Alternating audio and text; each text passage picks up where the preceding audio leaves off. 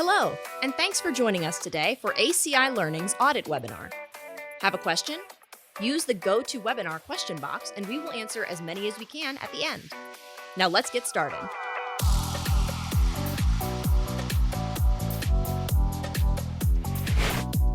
Hello and welcome to the ACI Learning's webinar series. I'm so glad you joined us today. Today, our presenter, Robert Clark, will be speaking on the Code of Ethics for Auditors, Identify, Apply, and Report, alongside Dr. Hernan Murdoch, ACI Learning Audit Instructor. Robert Clark is a nationally recognized industry expert in ethics, compliance, and internal audit with over 30 years in the industry. He currently serves as the University Chief Compliance Officer and Chief Audit Executive at Howard University. He holds professional designations as a Certified Internal Auditor, Certified Compliance and Ethics Professional, and Certified Business Manager. Now, Dr. Hernan Murdoch speaks at conferences in the U.S. and abroad and is the author of numerous articles and books on a variety of topics, including internal audit, fraud, and more. He holds professional designations as a Certified Internal Auditor and is certified in Risk Management Assurance. He currently serves as the VP of Audit Content at ACI Learning. Now, ACI Learning trains leaders in cybersecurity, audit, and information technology, delivering lifetime learning to over 250,000 engaged students, professionals, and organizations across 6 continents. Many of you attending today may know or may have heard of the MIS Training Institute, or MISTI. MISTI has been training auditors, risk and compliance, fraud, and information security professionals worldwide for over 40 years. MISTI is now part of and is being rebranded as ACI Learning. So check us out at acilearning.com and follow us on your favorite social media channels. All right, we'd love to get questions from you as we go along, so please put your questions in the questions panel in GoToWebinar on the right side of your screen. We'll be sure to get to those questions after the presentation. This webinar is also being recorded, and we'll put a link to the recording. It'll be sent to you within a week. And you can also download today's slides and any additional handouts by clicking on the links panel over on the handouts side.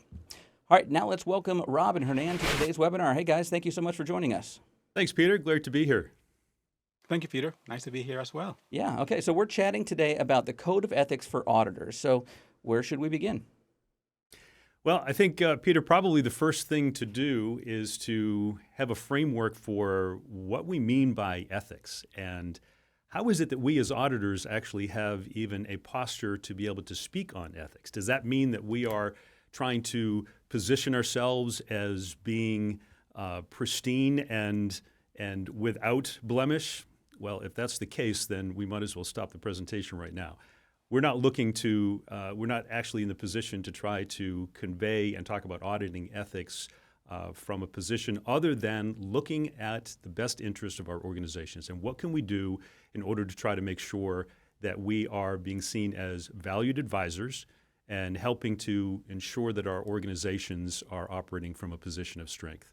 So what I'd like to do is perhaps even start off with when we hear the term ethics, people can hear that term and throw a lot of different meanings into that. And what I want to do is just get a chance to give us a brief moment to kind of talk about the definition of ethics so that when we're using that term, we can understand the context of that. We've got folks from around the world who are watching this right now. And for all of my audit colleagues across the globe, welcome, and it's a pleasure to have an opportunity to spend the time with you today. And what we'll find is that sometimes when we're talking about ethics and cultural differences, those things need to be taken into consideration. But let's start off first with just a quick definition of what we mean in terms of the difference between legality and ethics. Legality is really just looking at whether or not an act is in accordance with the law. That's pretty easy to do. We can look at what the statutes are, the regulations in our particular area of the globe, and we can understand what the difference is between what is a legal act and what is not. But when it comes to ethics, that's really getting more into the concept of what's right and wrong. And who makes the determination of that? How do we determine what the standard is? We as auditors love to have standards against which we audit. And sometimes when we're talking about the concept of ethics, that becomes a little bit squishy, doesn't it? Well, one of the things that we want to do is really break down very quickly what we mean by some of the different concepts of ethics. Normative ethics is really just talking about how we arrive at the standards of regulating what's right and wrong. Oftentimes people use the golden rule. Do unto others as you would have them do unto you. But actually, you hear a lot now about people talking about the platinum rule. Treat others how they want to be treated. And that certainly is going to differentiate or differ and vary depending on what culture you're in, what part of the country, what part of the world you're in. What's right for me might not necessarily be comfortable for you. So we want to make sure that we are understanding that. When we talk about virtue theories, that's really talking about just good acts that we would all expect to be, benevolence, for example. Duty theories is really where we're talking about morality based on specific foundational principles of obligation. I think we might all agree that it is appropriate to care for our children, and it would be wrong not to do so. Consequentialist theories is really oftentimes where we as auditors live and interact with some of the folks within our organizations. And that is people kind of doing a cost-benefit analysis of what are the consequences? Is it better to ask for forgiveness than permission? And that is one of the areas that I think sometimes we find ourselves and people within our organizations actually crossing that line where they are doing a cost-benefit analysis saying, you know what, the consequences of doing something, well, there are no consequences, so I'm just going to do it. And we'll talk about what some of the structures that we can have in place and recommend to our organizations in order to strengthen that position. When we start talking about... Yes. Rob, just wondering, as you are describing some of these different normative elements around ethics, one of the things that comes to mind is that it may seem somewhat theoretical or philosophical to some. When you really dig into it, I believe that some of the things that you're highlighting here have a very practical application. For example, when you talk about virtues, we talk about truthfulness and respect, and you mentioned benevolence. These are attributes of effective and desirable employees. So when you're recruiting, you're looking for some of these virtues. And when we're doing, for example, we're very familiar with, for example, T&E audits, when you're looking for temperance, and you know those kinds of dynamics associated with people's behaviors as they represent the company, we look for those. And of course, the ethics of duty, your responsibility as an employee, someone who's been hired to do a job. So there are definitely a lot of applications to what on the surface may appear to be philosophical and very conceptual. Do you agree? Absolutely. I'm glad you brought that point in, that we're not just talking about theory just for the purpose of trying to come up with definition, but hopefully, like Dr. Murdoch was pointing out, you can see how these apply to our operations. When we talk about actually applying ethics, that's when we start getting into the business ethics, which is examining the moral controversies related to social responsibilities of our businesses, what the moral status of our companies are, things like making sure that we're not involved in deceptive advertising or insider trading. Conceptually, we understand that those things are bad, but how well structured is your organizational ethical climate to prevent that or to mitigate against that particular risk? Other aspects of applying business ethics include things like whistleblowing and hotlines. In fact, why don't we actually get into talking more and less about the theory and about how we can actually apply some of these things. If we were to look at building an ethical organization, and if that is the mantle across the top of your organizational structure, well, that needs to be held up by a number of different principles. And one of those, I would suggest, needs to be your strategic goals, your written guidance. What do we mean by that? What are some of the components of these strategic goals? It is not just the strategic goals of where we want to be as an organization and our mission and vision and all of that, but really looking at what buttresses that. That's where we find issues like the organization's code of ethical conduct. Now, I know that we as auditors have a code of conduct with which we're expected to comply as a part of our certifications, as a part of us carrying out our responsibility.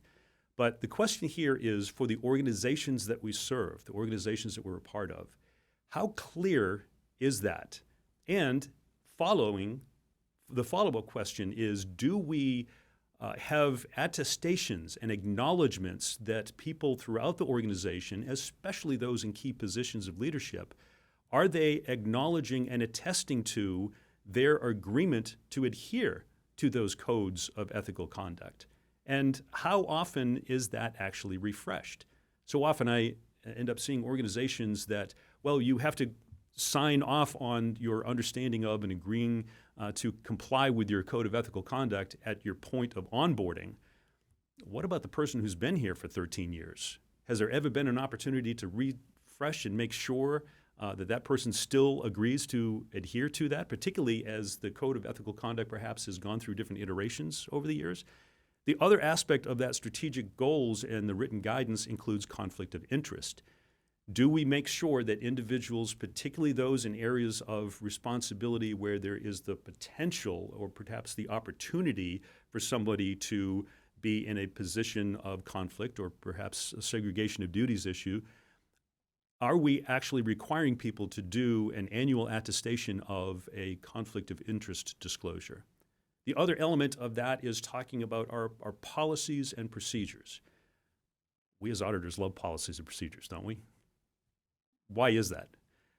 Well, it's because we ask for policies and procedures in order to try to fatten up our work papers and make it look like we really did a bunch of work, right? No, that's not why we ask for policies and procedures. We do that because they actually are intended to explain how the operation is supposed to work and to give guidance to the individuals in their areas of responsibility, and should also include, I would say, and it would be my position and recommendation, that policies and procedures ought to be evaluated and examined through the lens of, do we actually say within the policies and procedures that the expectation for the employees as they're carrying out their responsibilities is to also ensure adherence to the code of ethical conduct? Are we tying that back in? Or is the code of ethical conduct just kind of hanging out there by itself and is never really referred to again? The principles of effective... Yes, Dr. Hernan. So are you suggesting that we basically link the what with the how, so that we have the goals, we explain that, or the organization explain that to employees, and that it becomes very clear in terms of where we're going, mission, vision, and direction, and so on, but also in terms of what we need to do. And then the last piece that you highlighted was the how it's supposed to be done, so that the manner in which we carry out our duties becomes very central to this discussion as well, so that there's no discrepancy between the two. Is that what you're suggesting? Yeah, what he said. He said that so much more concisely. That was great. Absolutely. That's really what we're talking about here. It's not only the what, but it's the how. And conceptually, most organizations, if they were to go through and do a checkbox off of all of the required documentation that they should have in place, every organization is probably going to have a code of conduct, code of ethical conduct. But the question is, do they tie back to the day-to-day standard operating procedures, the policies and procedures that are followed and adhered to throughout the organization? If not, then what's the role that the auditor can play in that? Well, based upon the role and responsibility that we have for reporting, we can point out this as a potential area of risk. And we could point this out and offer this as a recommendation to our senior leadership, to our boards, and suggest that perhaps we have the opportunity to revise and enhance and fortify some of our existing policies and procedures and actually make that tie in. Along with that should be a sanctions policy, or there should be language within our policies and procedures that indicate the consequences for noncompliance with the policies and procedures. And the biggest issue that we find as auditor, check me if I'm wrong, colleagues who are watching this, is that oftentimes folks are just saying, well, there's no consequences for this, so I'm just going to do this. And again, it's better to ask for forgiveness than permission, and people are going to forgive me anyway because everyone does this all the time, and there's never anything that's done to actually enforce this. So where we as auditors can actually point out an opportunity to strengthen the position of our ethical environment at our organizations, that's one of the ways in which we have a chance to do that. The other area that is a part of that strategic goal, and as a part of one of the effective processes that I believe that every organization can put in place, is what to do when people find issues in which there are perceived or alleged areas of violation of ethical conduct or misappropriation. Well, Hernan, what would you think that people an effective organization would want to put in place for something like that? I would think that an ethics hotline or some mechanism to be able to share allegations or concerns with management would be a very important tool to have in place as well. I love that when you bring up something for which I have a slide. That's really cool. Because that's exactly what it is, right? We're talking about having a whistleblower hotline. Now, there's an organization called ACI. It's the Ethics and Compliance Initiative. It's a best practice community of organizations that are committed to the promotion of ethical environment. And in 2021, there was a study that came out. And within that study, it was on the state of ethics and compliance in the workplace. And they surveyed employees, and it showed that from 2017 to 2020, there was a 14% increase in the number of employees that indicated that they had observed unethical behavior or illegal behavior. That same study also indicated that 86% of them, of the individuals involved, indicated that there was a fear of reporting because of the fear of retaliation. So this idea that unethical and questionably unethical practices are going on, and yet people are afraid to say anything about it for fear of retaliation, there's data through this study to actually support that. So how do we deal with that? Well, we want to make sure, as Hernan said, that we examine an ethical climate in which people can actually report on that. What are the concepts of a strong ethical hotline? I was familiar with one organization where I had actually called to actually test to see what their hotline was, and just to see how they had managed that. And for that particular organization, I called, and the outgoing message on the other line was internal audit. That was it. That was the extent of it. That was it. Wow. There was no, like, thank you for calling. If you have a question, please report it, and here's how we're going to handle that. And for that particular organization, they were wondering, like, yeah, we never get any calls to the hotline. And I'm thinking, well, you probably get a lot of calls, but not a whole lot of people leaving messages, because that's really not helping them out. And if that study applies in the area in which you find yourself, then we need to consider that we need to provide every opportunity in which to present and in which to protect the anonymity and confidentiality of individuals who want to bring that forward. So what are the elements of an effective hotline that you should put in place, or that I would recommend that you put in place? First of all, have it as an independent third party, something that is not a part of your internal organization, where people might perceive that if I were to call that, perhaps the caller ID is going to identify me as being from this particular extension, and I'm reluctant to do that. Engaging with a third-party provider, making sure that it is going to be accessible through a variety of means, not just by phone, but through web and through mobile device, and to do so and have that available 24/7. As well as in multiple languages, not just assuming that the primary language in which you find yourself globally is going to be the language that people might end up reporting. And we'd actually implemented a hotline that has over 100 different languages that are available for people to be able to report on. Making sure that that hotline has a robust, secure system with incident tracking and the enabling of anonymous communication, which allows us to actually be able to follow up with and ask follow-up questions to the reporter should there be a need for additional information. It also allows for that ongoing dialogue, and we never know who that person is. All of that is handled through the third party, and it's 100% anonymous throughout.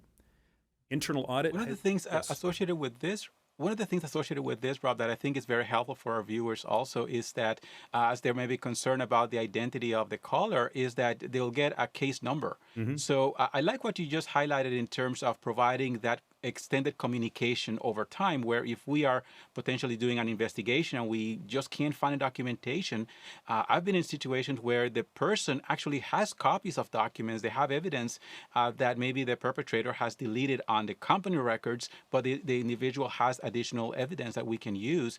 And this provides a mechanism to communicate back and forth and explain that, number one, we're proceeding with the investigation, but we need additional help. And this provides that portal where we can continue the dialogue and perhaps move this forward. So I like what you're just highlighting there in terms of this feature that a lot of third-party providers can help us with. Yeah, that's great analysis. I appreciate your perspective in that. And that is what we have found as well, that it enables us to, sometimes somebody is alleging that a perpetrator has actually deleted incriminating information, but that person has a copy of it and is able to actually forward that to us. Other things that ought to be, I know we're still talking about that one pillar, and this structure right now is a little bit lopsided. We'll go through the other pillars here pretty quickly, but this is really where we want to spend the bulk of our time, because this is the real essence of where we as internal auditors can have a positive impact. Other elements to this are that there ought to be an established triage system of knowing who it is that will be contacted in the eventuality that there are situations that are brought forward that might pertain to the responsiveness of HR or information systems or the CISO or your public safety, or, I mean, whoever it is that might be involved in that. Make sure that they are briefed on things before there's a report that comes in. The education and awareness that goes along with this in terms of promoting this out throughout your organization so that people understand how the hotline should be used, and it's not just a gripe line if you got what you perceive to be an unfavorable performance appraisal from your supervisor. Well, that's not what the hotline is for. We want to communicate that throughout the organization, and then making sure that the data and the trends are actually reviewed by the internal audit function in such a way that they can independently report on that, not just the numbers, but the trends of the types of issues that are brought forward, and include that to our board in our reports. Let's go back to our structure Right, here. Rob, Yes. So as we were talking about some of these dynamics and your last comments in terms of things that can that we need to raise awareness and things that can go wrong, how does this translate into risk and how the organization needs to think about it? Because in many organizations they think, well, this cannot happen here, and that's probably a good way to think about risk associated with ethical breakdowns. Well, that actually is a perfect segue into our pillar number 2, which is, again, the 5 essential elements for organizations, and that is risk assessment. So when we look at that second supporting structure, that's where we talk about enterprise risk management, identifying some of the areas of temptation. If we look at the fraud triangle with opportunity on one side, pressure or motivation on the other, and rationalization on the other, it's identifying, okay, what are those opportunities? Where are the potential pressures where individuals might be subject to increased pressure to try to, going back to that study, the data from that study to which I referred earlier. And then here is where we also implement the 3-line model and looking at and identifying who has the responsibility to do what in support of that. What can the auditor do in support of that? First of all, it's the coordination with all of those folks. Whoever is in charge of enterprise risk management, your compliance partners throughout the organization, internal audit, other stakeholders, pulling them together so that we have one common approach to evaluating risk. Certainly there are going to be different nuances based upon the areas of specialization in the groups to which I just referred, but certainly internal audit has a chance to play a role at helping to try to ensure consistency of the identification of those risks. The next pillar that we want to talk about is, and the areas in which we can help to support our organizations, is in looking at the goals that emphasize ethical behavior.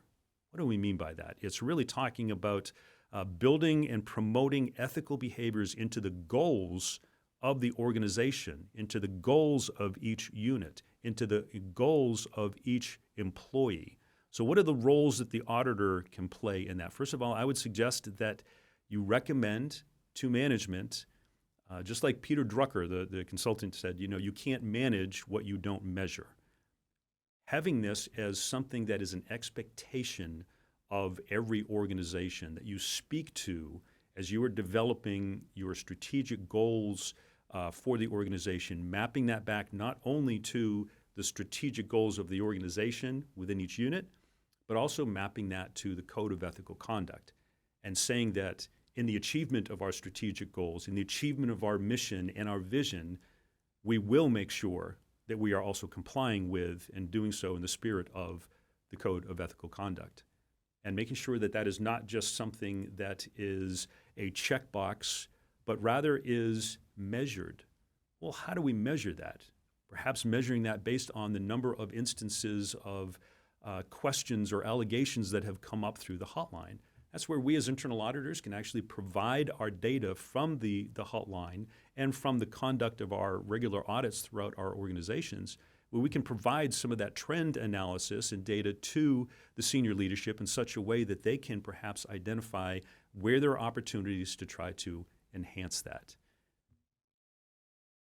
This is very helpful, Rob, because one of the things that has happened recently, well, in the last few years anyway, is organizations that have had very aggressive goals, and because they did not anticipate the potential for unethical conduct, the employees that were supposed to pursue those goals engage in unethical conduct, and it became very costly and damaging to the organization. So building ethics into our goals, I think, is a very important thing. And to your point, also having some metrics that we can refer to make sure we're on the right track.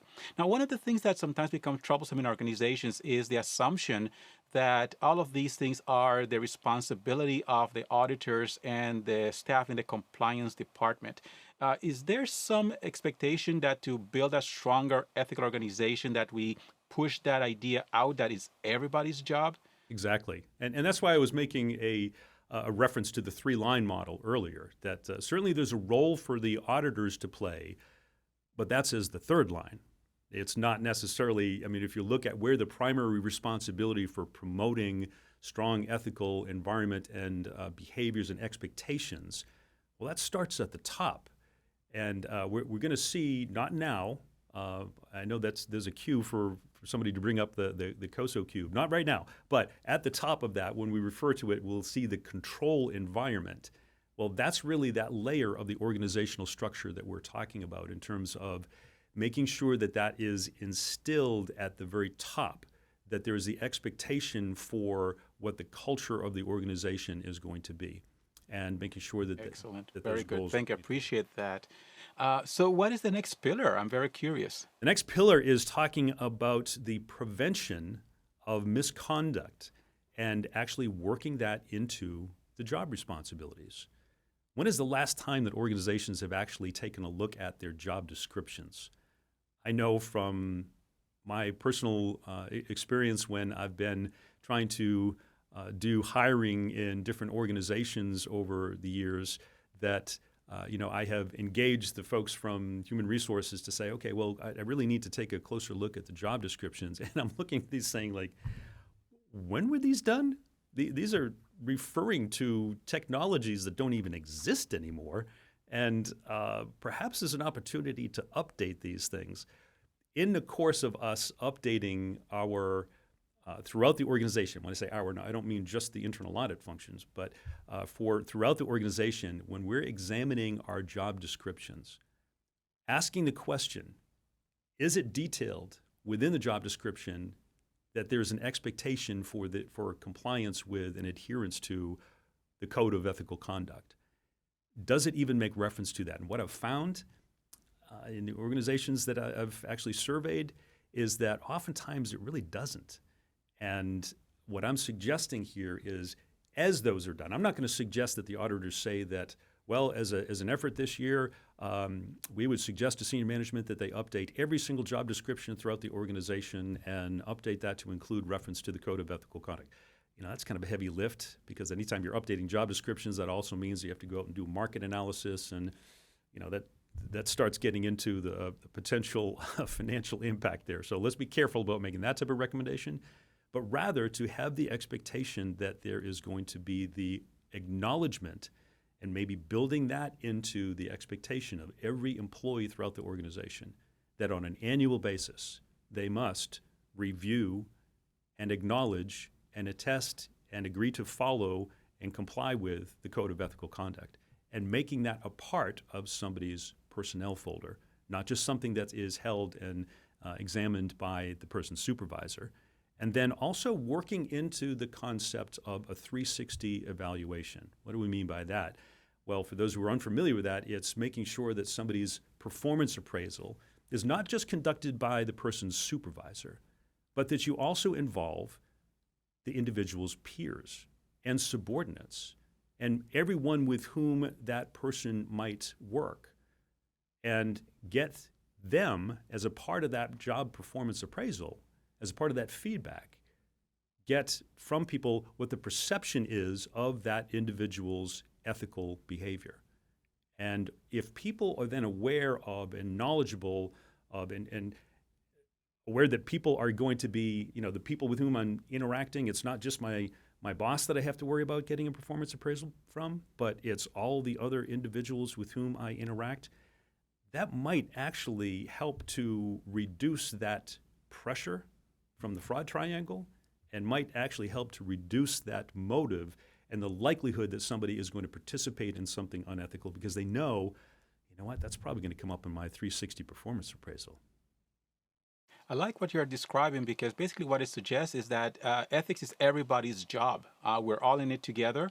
One of the things I recall early on in my career is how it was highlighted to me that when someone commits fraud, it's not just that they're stealing from the company as an entity, but from all of us as employees, as individuals, because those pay raises, those contributions to our retirement funds, those extra monies that are going to go into investment into the company, helping to reduce the cost of benefits, that money is being siphoned off by someone. So, and of course, you have investors who may be harmed by it and many other parties. So it is not a victimless crime. So it is very important to keep that in mind and to message that out to the organization that everybody is responsible for making sure we're ethical. And we want to make sure no one feels that they are safe doing it. We're all keeping an eye on each other, not to create a police society or culture, but we're all in this to try to lift the organization, and we are going to make sure no one is going to take actions that is going to be detrimental. So what other elements are important as we're trying to build this ethical organization, like the diagram and the structure you're building for us? What's the next element in this? Well, the next element of this is just making sure that we are holding everyone accountable, and that it is not just that it doesn't just apply to the minions within the organization, but this applies to everybody from the C-suite level down. And that we are building in the expectation that there is going to be clear accountability and consistent application of disciplinary actions and consequences across the organization. So what can the auditor do in that? First of all, making sure in the establishment of our annual audit plan that we, in our risk assessment, that we are considering things such as reviewing the activities of the CEO, of the CFO, of other members in the executive cabinet and at the C-suite level. Because it's the individuals oftentimes I've found over the years that it's the individuals in the procurement system. They're the ones who are actually seeing what the CEO is trying to push through in the travel and entertainment portion of their budget. They're looking through and seeing how the individual at the very top of the organization is kind of fudging the line a little bit here in terms of what's appropriate and what's not. And that person then is aware of, really? So we're supposed to be keeping everyone else accountable, and yet the CEO herself is doing this, or himself is doing this, and there are no consequences for that? Well, how can we really, because that person is not the only one who's aware that that's going on. I can assure you. That ends up traveling through the grapevine. And so we need to make sure that there is consistent application of the level of accountability, and including that, there are organizations that I've been a part of where the CEO said every year, one of your audits has to be that you review my budget and review my travel and entertainment and every aspect of my operation. That needs to be built into your annual assessment, because I want to have the tone at the top demonstrating that I am leading by example. And this code of ethics applies to everybody, starting with me. So if that is the culture of your organization, great. If it's not, then perhaps that's a way of enlisting the support of the board to say, you know what, in order for us to really establish this ethical climate for our organization and to ensure its sustainability, let's include this as a part of that. and then being consistent with reporting instances of noncompliance, and making sure that we are not just turning a blind eye to those activities. In fact, at one organization with which I'm familiar, in that organization, they were looking at their hotline activity, and 13 of the items that were presented actually involved the activities of that company's CEO. And so that gave the anonymous reporters comfort to know that they were able to bring visibility to these issues that they would have never wanted to just run up the flagpole without that built-in anonymity. And then the auditors, having the responsibility to actually objectively and independently verify and attest and investigate those issues, were able to actually point out some troubling trends and then bring that up to the board as a part of our reporting structure. That is a part of that. Well, this is very pillar. Well, this is very good, because one of the things we want to avoid is anyone having the idea that they can act with impunity. So the rules apply to everyone from the top to the bottom, and everyone needs to act ethically, and that is part of the culture of the organization. So as we're looking at the pillars and the structure that you're walking us through, what's the next element, what's the next component that we should keep in mind as we're helping to support an ethical environment in our organizations? Well, I'm going to use that term support because the pillars of this are only going to hold up the banner and the mantle of the ethical organization if they are on a strong foundation. If you build your house on sand, it's not going to be it's not going to be sustainable. So building that structure, well, what are some of the elements at the bottom of the structure? The first thing that we need to do is include training and education as a part of this. Now, whose responsibility is that? That I would say is a shared responsibility. Part of what we want to do as internal auditors is make sure that we're leveraging our reporting structure, the visibility that we have throughout the organization, partnering with strategic partners throughout the organization, such as compliance, such as human resources, such as those who have responsibility for whether it's Title IX compliance, discrimination types of investigations, et cetera. Those who have an opportunity to look at this thing collectively, partner with them and ensure that there's training and education and awareness as a part of that foundation. The other element is monitoring. And that is, again, going back to, I was making reference to the three-line model earlier, who is responsible for monitoring to make sure that this stuff happens? If an organization is only relying upon internal audit or compliance, or let's just say internal audit, to actually be the monitors for that, then you have an organization that is probably not paying as close attention to the sustainability of these principles as they possibly can. And now here's where I want to actually have us take a look at how this fits into the COSO cube and the framework for that. Look at this diagram, and now let's have an opportunity to look at the COSO cube and see how this kind of plays into it. So if we look at the various elements of this, we're not going to spend time going through this. This would be a whole webinar just on the COSO framework. But if we look down at the bottom of this cube, and I kind of refer to it as like the game of Jenga. If you're unfamiliar with that, it's with the blocks that you try to take out and put on top and try to grow it. When you're playing Jenga, you don't ever start at the bottom and take away the foundation. The whole thing will topple. Well, just as in that illustration, the monitoring is something that absolutely has to be in place. So if we go back to our structure that we were building and look at the monitoring down at the bottom of this structure, that's really what we're talking about. That the foundation of all of this is that you can have all of these different principles in place. Yes, you can have the written documentation. You can have the 360 evaluations that are worked in. You can have ongoing assessments of what your ethical climate is. But if you're not monitoring that, and if you're not ensuring that that is sustainable, then it is just a paper exercise. And I would encourage us to look at ways and actually evaluate as auditors, how well is this type of structure being monitored? Or is this just an obligatory checkbox that people go through on an annual basis?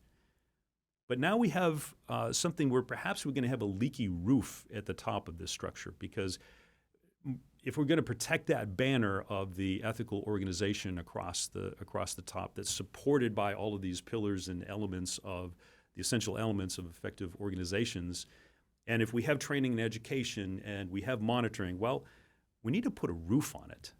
And that's where we're talking about celebrate and recognize. Now, here is where we have an opportunity to, the best way to summarize this is really to talk about it in terms of the carrot or the stick. How are we trying to promote an ethical environment? Is it by trying to bring public humiliation to and acknowledgement of those who have been found guilty of violating the ethical principles? And we're going to try to make an example, and we're going to string somebody, up the flagpole and make sure that everyone knows that you're going to get in trouble if you do this. Okay, well, that might be, that scare tactic might be effective to some degree.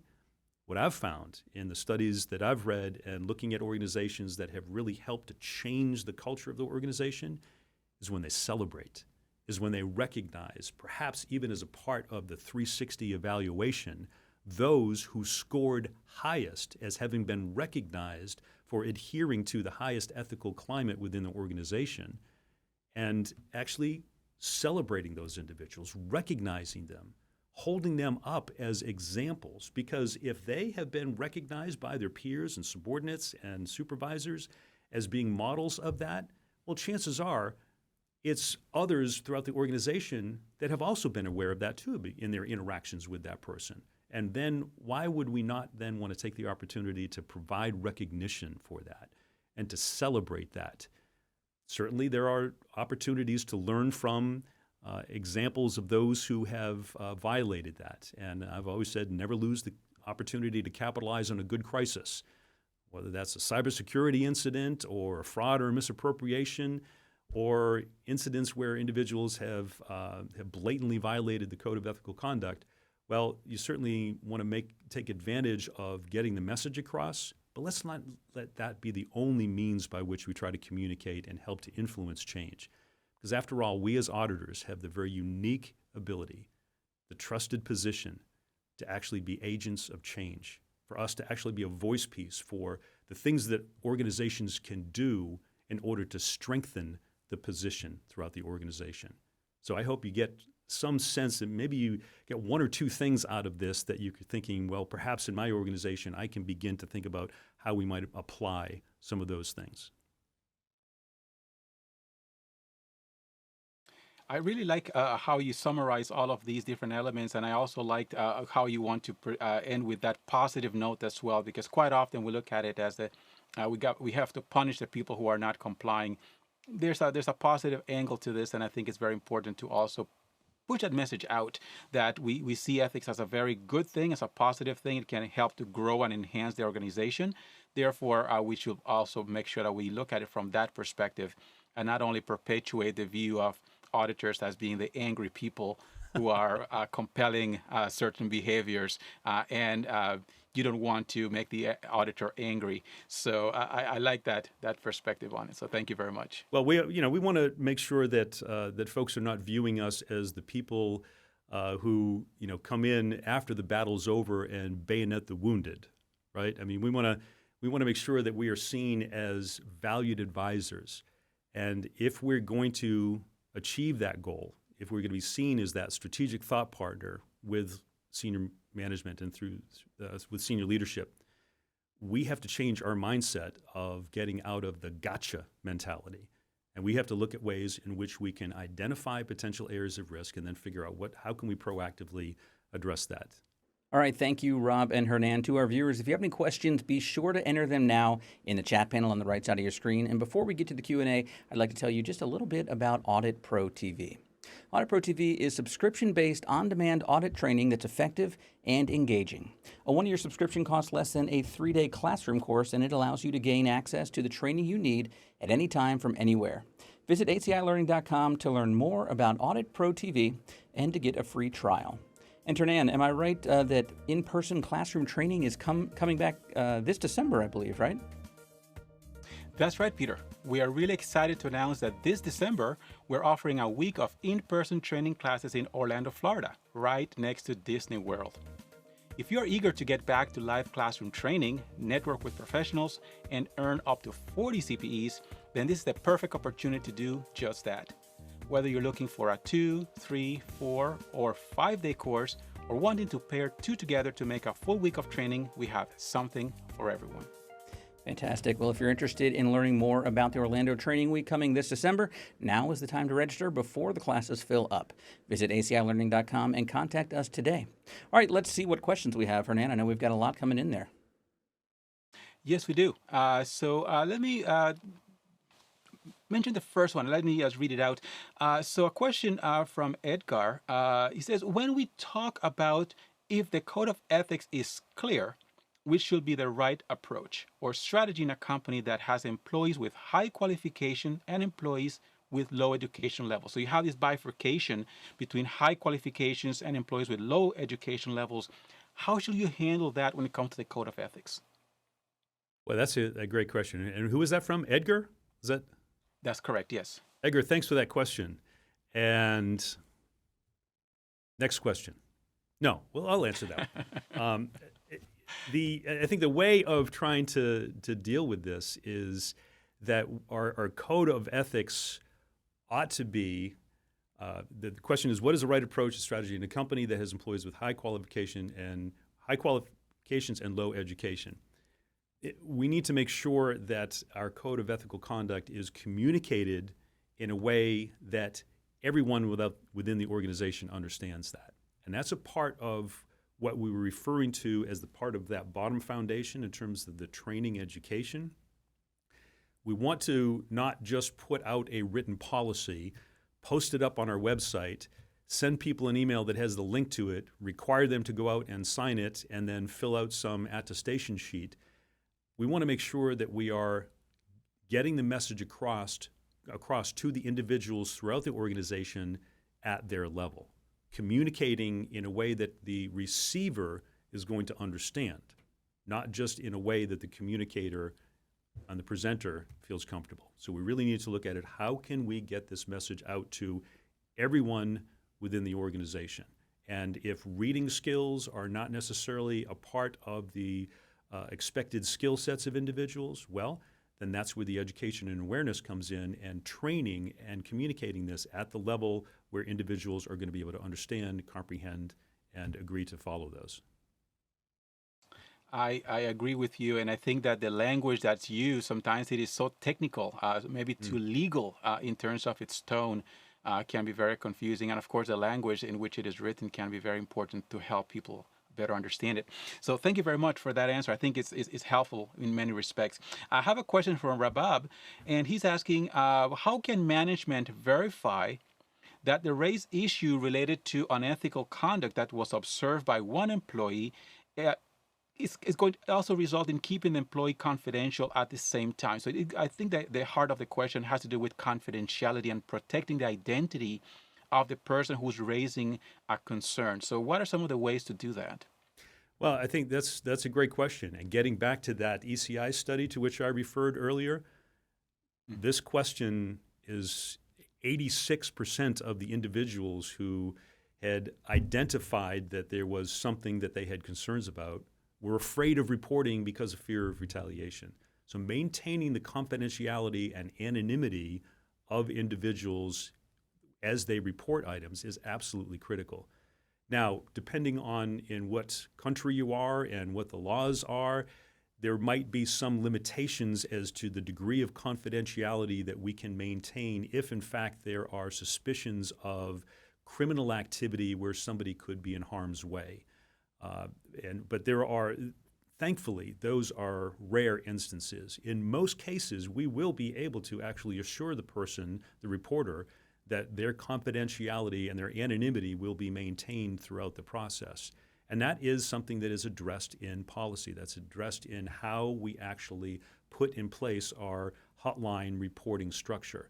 Well, what if somebody ends up coming up to us as internal auditors and does not necessarily choose to go through the hotline, but they want to bring issues up to us directly or just knock on our door or stop us in the cafeteria and say, hey, can I talk to you about something? I've got something that I'm concerned about.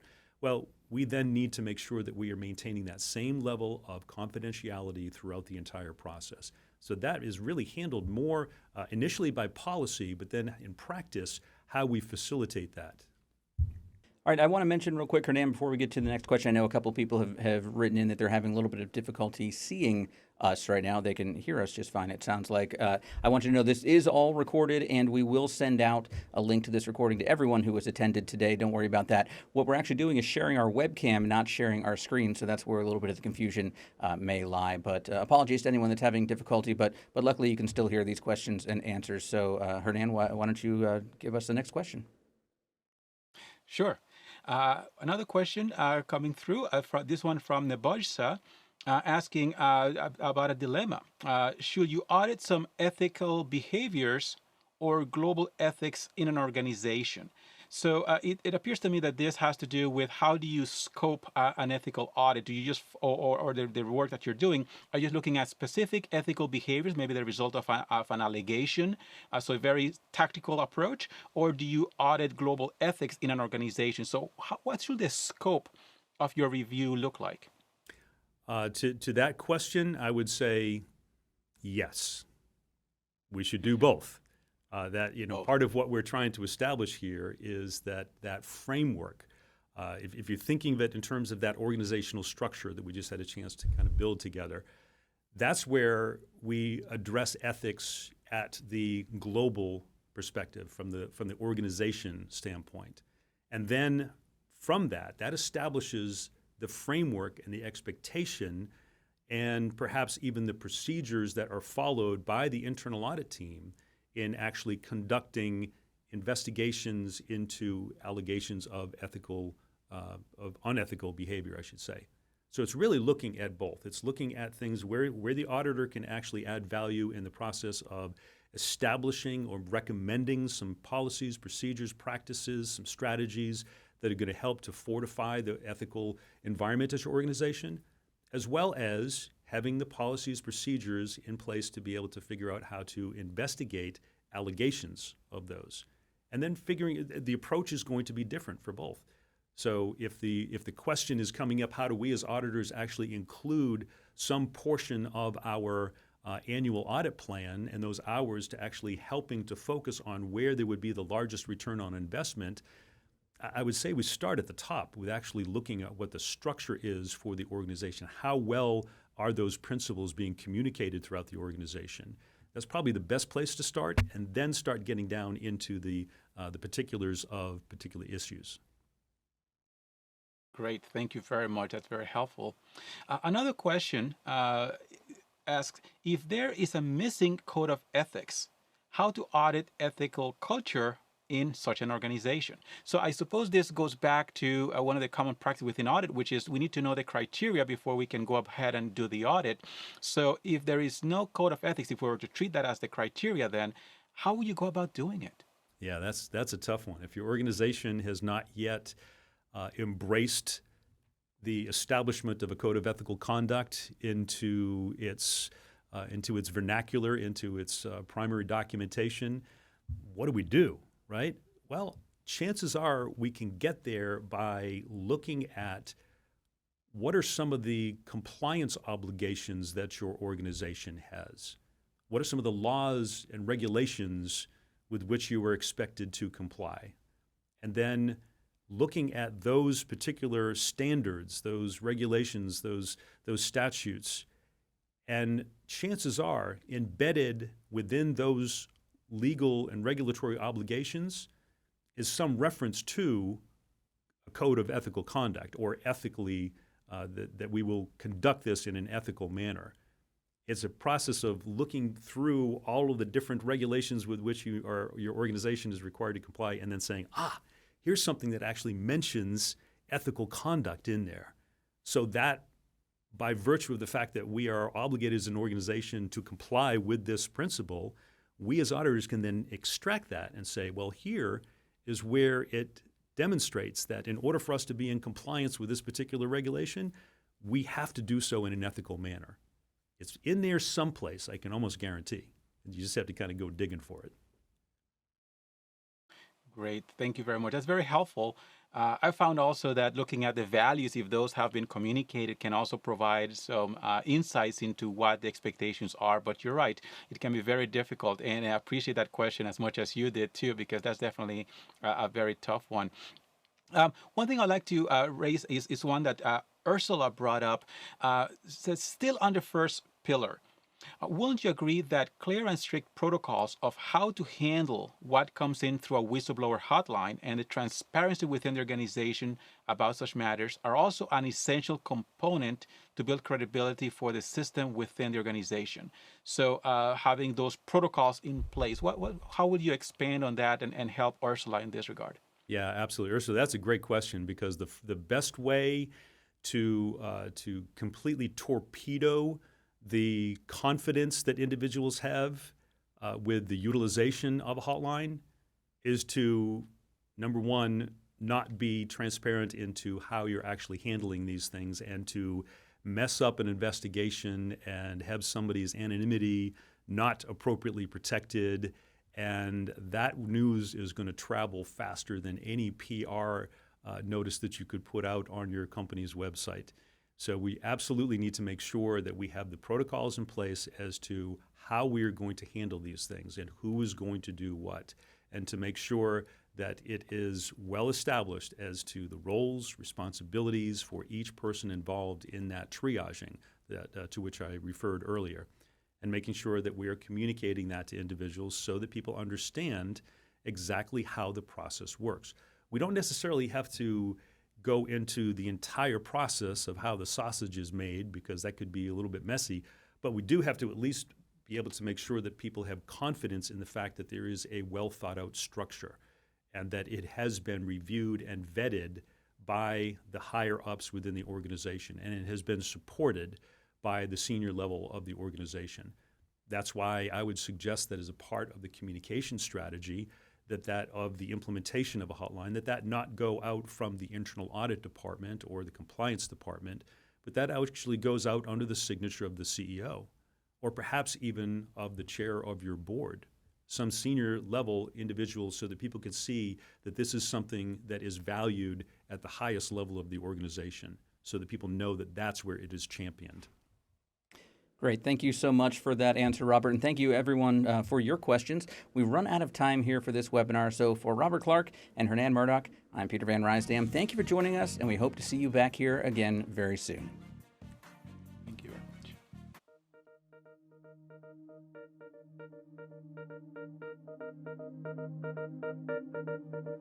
much.